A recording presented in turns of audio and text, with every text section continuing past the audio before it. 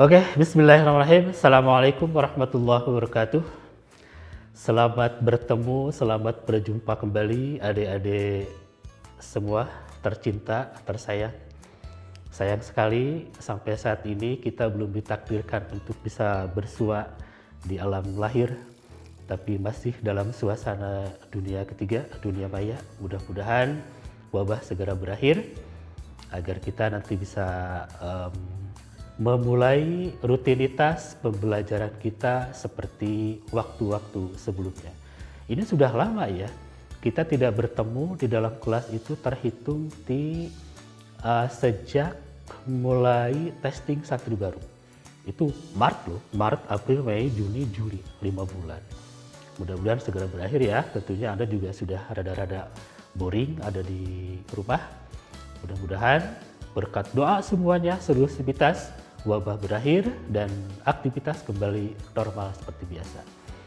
Baiklah adik-adik sekalian, pada pertemuan kemarin, pertemuan ke-1, kita sudah menerangkan tentang definisi fi'il. Bahwa fi'il itu apa? Ada yang masih ingat? Coba diulang. Oh, sayang sekali, saya tidak bisa mendengar Anda ya. Cuma ada yang bisa mendengar saya. Baik, saya ulang bahwa fi'il itu adalah kalimatun dalat ala ma'nan fi nafsiha wa qaturinat bizamanin wad'an. Kata yang menunjukkan sebuah arti, kata yang menunjukkan makna, dan sangat dipengaruhi oleh perubahan waktu. Itulah kata kerja atau fi'il. Nah, berbeda dengan isim, seperti yang telah sampaikan kemarin, bahwa isim itu sama sekali tidak berubah meskipun waktunya berubah. Artinya sejak diciptakan isim itu sampai kapanpun namanya tidak akan berubah. Isim itu adalah kata yang menunjukkan nama benda, nama orang, nama tempat, sifat, dan seterusnya. Misalnya benda, kemarin saya mencontohkan tentang buku. Nah, sekarang misalnya saya mencontohkan tentang apa ya? Tentang kerbau misalnya lah. Kerbau. Nepikeun kairai kerbau mah bentukna siga kitu, mah berubah. Ketika kita melihat binatang seperti itu, maka kita akan langsung menyebut itu binatang namanya kerbau. Tidak begini, kemarin namanya seperti Minangkabau misalnya namanya.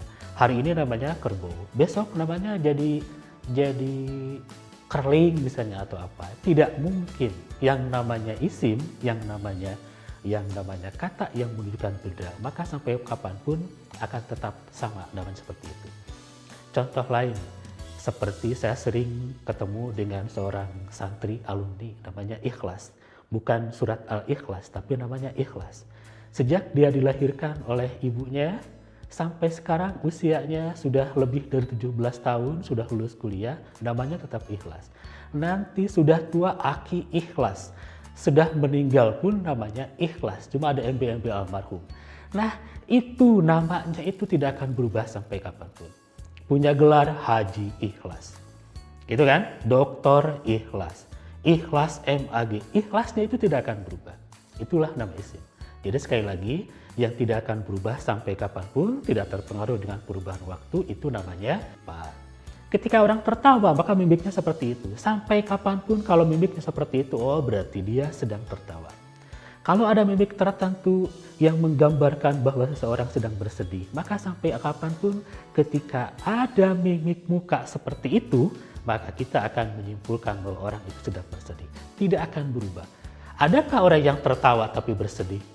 Ada, ya, tapi tertawanya dipaksakan, itu mah tertawa tapi berlinang air mata, itu mah menipu diri sendiri, itu mah ya.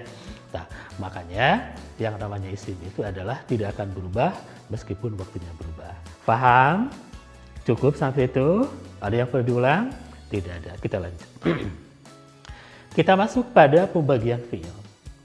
Adik-adik, kelas 2, 3, 4, 5, dan seterusnya pernah disampaikan ya tentang pembagian fiil, tentang pembagian kata kerja. Wah, sebenarnya banyak ini. Ada fiil dilihat dari segi pelakunya, yaitu ada fiil maklum dan ada fiil majhul. Apa itu fiil maklum? fi'il maklum itu adalah fi'il atau kata kerja yang pelakunya diketahui. Misalnya, akhoda Muhammadun qalaman misalnya. Itu disebut dengan fi'il maklum. Artinya apa? Tahu. Kalau maklum, diketahui. Muncul pertanyaan, siapa yang diketahui? Pelakunya. Jadi artinya pelakunya diketahui. Siapa pelakunya dari akhoda? Muhammad. Artinya Muhammad telah mengambil pulpen. Jadi pelakunya diketahui. Nah, kalimat seperti itu disebut dengan fi'il maklum, yaitu pelakunya diketahui. Nah, kebalikan dari fi'il maklum adalah fi'il majhul. Kalau majhul dari apa asalnya? Ya, jahula, bodoh. Bodoh itu bukan, saya perasaan agak rada berat ya kalau bilang seseorang dasar bodoh. Bodoh itu kita agak perhalus sedikit. Kenapa dia disebut bodoh? Karena dia tidak tahu. Nah, jadi jahul itu tidak tahu saja ya. Jadi kalau jahul artinya tidak tahu, maka majhul artinya tidak diketahui. Siapa yang tidak diketahui? Pelakunya. Jadi artinya pelakunya tidak diketahui. Bagaimana cara merubah fi'il yang tadinya pelakunya diketahui menjadi fi'il, menjadi kata kerja yang pelakunya tidak diketahui? Kalau sudah belajar bahasa Indonesia sih mungkin untuk fi'il maklum itu disebut dengan kalimat aktif. Kalau fi'il majhul disebut dengan kalimat pasif. Ya, dengan kalimat pasif. Nah, bagaimana cara membuat kalimat aktif menjadi kalimat pasif? Bagaimana cara membuat fi'il atau kata kerja maklum menjadi majhul? Ini ada dua cara. Kalau di fi'il madi itu dumma awwaluhu wa kusiro ma qabla akhirih. Huruf pertamanya diberi harokat dumma. Tadi apa? Akhoda. Mana huruf pertamanya? Hamzah. Kalau asalnya harokatnya fathah, dirubah menjadi dhammah. Ukhoda. Sudah jadi kalimat majhul belum? Belum. Kenapa? Huruf yang sebelum akhirnya belum dikasrohkan. Dumma awwaluhu, huruf yang awalnya didomahkan. Wa kusiro ma qabla akhirih. Huruf sebelum akhirnya dikasrohkan. Mana huruf sebelum akhir? Sebelum kita tahu huruf sebelum akhir, maka cari dulu huruf akhirnya yang mana. Za, maka huruf sebelum akhir, ho, asal harokatnya fathah dirubah menjadi kasroh. Jadi ukhiza. Apakah harokat akhirnya harus dirubah? Tidak boleh, itu mabni. Salah satu tanda fi'il madi itu huruf akhirnya harus fathah. Jadi dibaca ukhiza. Kalau tadi akhoda Muhammadun qalaman, akhoda fi'il, Muhammadun fa'il. Apa itu fa'il? Pelaku. Qalaman maf'ul. Apa itu maf'ul? Objek.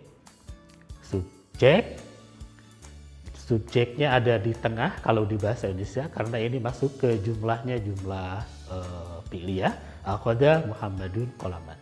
Maka fi'il, fa'il, maf'ul. Nanti kan bisa dirubah menjadi isim dulu.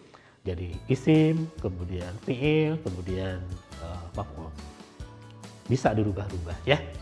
Nanti sesuai dengan peruntukan jumlahnya, ada jumlah ismiyah, ada jumlah fi'liyah. Insya Allah nanti akan diterangkan oleh ustaz yang lain. Akhoda Muhammadun qalaman. Jika dirubah menjadi fi'il majhul, maka si fa'ilnya disembunyikan. Kenapa disembunyikan? Karena mengikuti definisi majhulnya. Tadi majhulnya apa? Tidak diketahui. Masa fa'ilnya masih nongkrong di situ? Jadi pelakunya disembunyikan dulu. Ukhiza. Kemudian karena fa'ilnya disembunyikan, diganti posisi maf'ul menjadi fa'il. Qalaman yang tadinya asalnya adalah maf'ul disimpan di tempat fa'il dengan catatan dia mendapatkan hak-haknya fa'il. Maka disebut dengan naibul fa'il. Jadi kalau komposisi susunan kalimat dina fi'il maklum tadi ya, akhadha Muhammadun qalaman fi'il, kemudian isim maf'ul. Kalau di fi'il majhul hanya cukup dengan fi'il yang majhul itu kemudian naibul fa'il. Itu sudah sempurna. Jadi kumaha dibacana? Ukhidha qalamun. Yang tadinya akhadha Muhammadun qalaman. Bila dirubah menjadi fi'il majhul menjadi ukhidha qalamun. Kenapa dibaca qalamun? Kan asalnya qalaman karena menempati tadinya maf'ul, menempati posisi fa'il dan dia berhak mendapatkan fasilitas fa'il. Di antaranya i'rabnya pun harus rafa. Ukhidha qalamun. Paham sampai situ? Baik. Itu baru di fi'il madinya. Kemudian bagaimana kalau di fi'il mudhari'? Akhadha pindahkan ke fi'il mudhari' menjadi ya'khudhu. Kaidah untuk membuat fi'il majhul dari fi'il mudhari' sama dengan fi'il madi, yang membedakan adalah huruf sebelum akhirnya. Kalau di fi'il madi huruf sebelum akhirnya kasroh, kalau di fi'il mudhari' huruf sebelum akhirnya fathah. Dumma awwaluhu wa futiha ma qablaha. Jadi huruf sebelum akhirnya difathahkan. Ya hudu berubah menjadi mana huruf awalnya? Ya, itu kan huruf mudhara'ah ya. Jadi didomahkan, ada di awal didomahkan. Yuk. Kemudian huruf sebelum akhirnya mana? Ho ya. Ya hudu berubah menjadi yuk khodu. Kemudian qalaman disimpan di tempat fa'il. Jadi yuk khodu qalamun. Asalnya ya khudu Muhammadun qalaman menjadi yuk khodu qalamun. Itulah kalau di fi'il mudhari'. Nanti pembagian selanjutnya akan kita terangkan kembali.